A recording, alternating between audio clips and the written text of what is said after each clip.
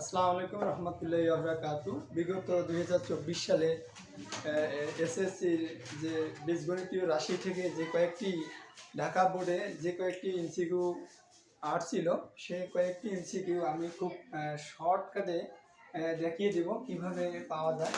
নেক্সটে যদি এই ধরনের এমসিকিউ প্রশ্ন আসে তাহলে তোমরা সহজেই তা সলিউশন করতে পারবে। যেমন আমি বলি a+b ইকুয়াল √a16 এবং এ বি ইকুয়াল 1 হলে a - b হোল স্কয়ারের মান কত? তাহলে আমরা সহজেই বলতে পারবো। যেমন এখানে অ্যান্সার হবে 12। তাহলে আমি কিভাবে বললাম যে আমি বলি যে এখানে যদি রুট থাকে আর এখানে যদি রুট থাকে আর এখানে কত থাকে থাও, তাহলে অর্থাৎ এইটার সাথে তোমাকে কি করতে হবে, 4 গুণ করতে হবে। 4 ওকে 4, 4 ওকে 4, 4 থেকে 4 আবার কি করতে হবে, 16 থেকে কি করতে হবে, বিয়োগ করতে হবে। বিয়োগ করলে আমরা কত পাবো? 16 না 4 গেলে আমরা 12 পাবো। এভাবে আমরা করবো। যেমন s square plus y square, s square plus y স্কয়ারের মান কত আছে? 4x ওয়াই দেওয়া আছে।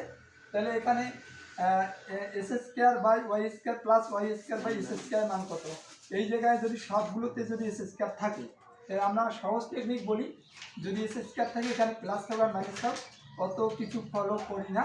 এখানে তোমাকে দেখতে হবে এখানে সবগুলোতে এস স্কয়ার আছে কিনা। যদি আসে তাহলে তোমাকে এই এক্স ওয়াইয়ের মান কত আছে 4, ওই সংখ্যাটা কত গুণ দিতে হবে, ডাবল গুণ দিতে হবে। আর ডাবল গুণ দেওয়ার পর এই জায়গায় যদি প্লাস থাকে তাহলে এই জায়গায় দিতে হবে মাইনাস।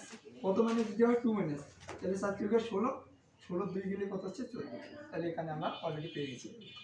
এই অপশানে বলি যে এখানে অপশান টেস্ট, যেখানে যদি অপশান টেস্ট করা হয় তাহলে আমরা খুব সহজেই নির্ণয় করতে পারবো। এখানে দেওয়া আছে, উদ্দীপকে দেওয়া আছে।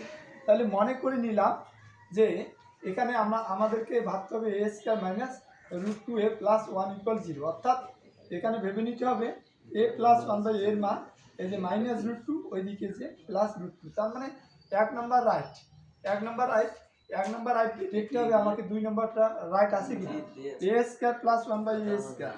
অর্থাৎ আমি বলছিলাম যে আমার বিগত অনেকগুলো পার্টে আমি দেখিয়েছি যে a square plus 1 by a স্কয়ারের মান আমরা সহজেই বের করতে পারবো। কি এখানে প্লাস থাক আর মাইনাস থাক অত বিষয়টা ফলো করি না।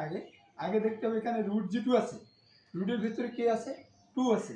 তাহলে এই সংখ্যার থেকে কত বিয়োগ করতে হবে? 2 বিয়োগ করতে হবে রুট যদি থাকে। তাহলে রুট থাকলে এই সংখ্যার থেকে কত বিয়োগ দিতে হবে? 2। 2 বিয়োগ দিলে কত আসছে? 0 আসছে, 0। কিন্তু এখানে আছে কি 2, তার মানে 2 ভুল। 2 যদি ভুল হয়, 2 যে অপশানে আছে সেটা ভুল, তার মানে এখানে 2 আছে এটা ভুল, এখানে 2 আছে এটা ভুল, এখানে 2 আছে এটা ভুল, তাহলে এটা রাইট। তাহলে যদি আমার এই ভিডিওটি তোমাদের ভালো লেগে থাকে তো অবশ্যই তোমরা লাইক কমেন্ট শেয়ার করবেন বেশি বেশি করে। কেন তোমার